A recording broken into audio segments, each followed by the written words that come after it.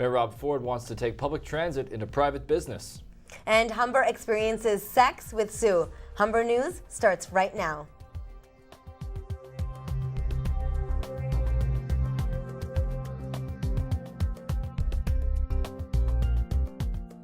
Hello, it's Thursday, February 17th, 2011. Welcome to Humber News, coming to you from the Broadcast Center here at the North Campus. I'm Rob Sykes. Thanks for joining us. And I'm Arda Zakarian. Ahead on our show, we have all your news, sports, and entertainment highlights, as well as your 5-day weather forecast. But first, Rob has our top story. The GTA is poised to break some weather records today and tomorrow. Environment Canada says temperatures will hit 10 degrees today, but will return to seasonal values this weekend. The record high in Toronto on this day was 7.4 degrees Celsius set in 1984. The average maximum temperature at this time of year is -1. This comes as a huge change from weather from this morning. Icy roads caused many accidents throughout the GTA. Temperatures are expected to be above normal for the rest of the week. Toronto Mayor Rob Ford is proposing to extend the Shepherd subway line and is planning to pay for it with private funding.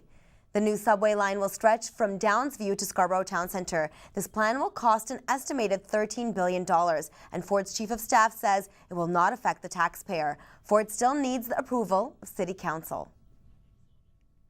If you're planning on taking York Region Transit to work next week, you may need to rethink your plans. York Region Transit workers rejected a settlement that was offered earlier this week. It avoided an earlier strike. A news release stated that if a settlement is not reached by the Sunday night, a strike will commence on Monday, starting with the Family Day holiday.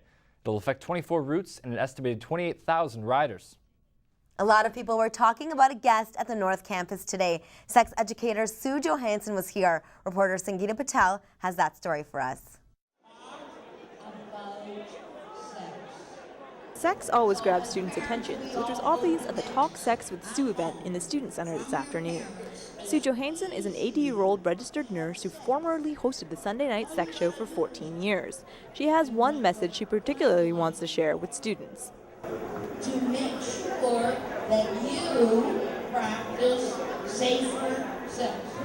HSF organizer Melissa Mendez says they decided to bring Johansson to Humber as an opportunity for students to learn more about relationships. We thought that would just be great for students to come here and talk to Sue about love and sex and relationships. We've been doing a lot of relationship games during this week, and so we thought it would be a great fit to have her here today. Most students spend their days learning in the classroom, so this was a special treat and the chance to learn something a little steamier. No matter if you're shy or outgoing, Johansson certainly brought a little entertainment and some sizzle to our student center. After all, most people like to talk about sex. Sangeeta Patel, Humber News.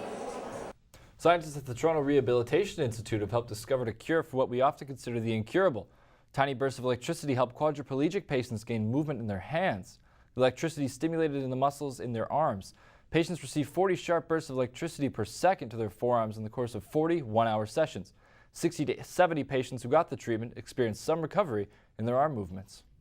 Today is Lunch Money Day in Toronto. The event is hosted by Second Harvest, an organization that collects excess fresh foods to feed the hungry. The event is focused on those people who spend money on lunch to donate an equivalent amount to people in need. Humber News reporter Uwais Matala has more from Yonge and Dundas Square.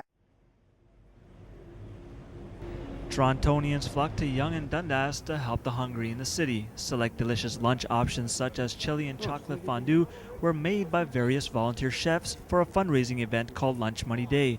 Organizer Tanya Krauser from Second Harvest explains what donations they accept at today's event. We're looking for financial donations. We get the food donated from food manufacturers and our retail partners. So we're just looking for financial donations that really help keep our trucks on the road every day delivering the food.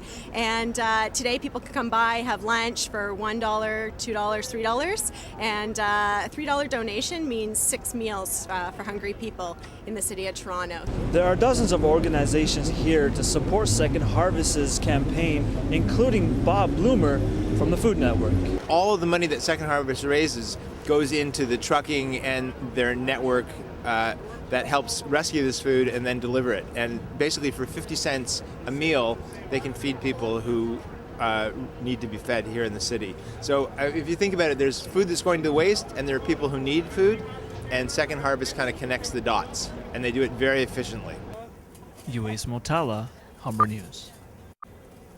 A disturbing story about spying on the internet. CBC News says there was a recent cyber attack on the Canadian government's Finance Department and Treasury Board.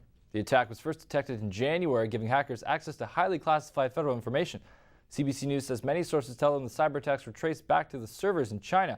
The Chinese Foreign Ministry has denied responsibility for the attack. When we come back, we'll have more news from around the country and the world. Plus, Kathleen Paraff will have the sports news, and we'll have your weather forecast with Emery Johnston.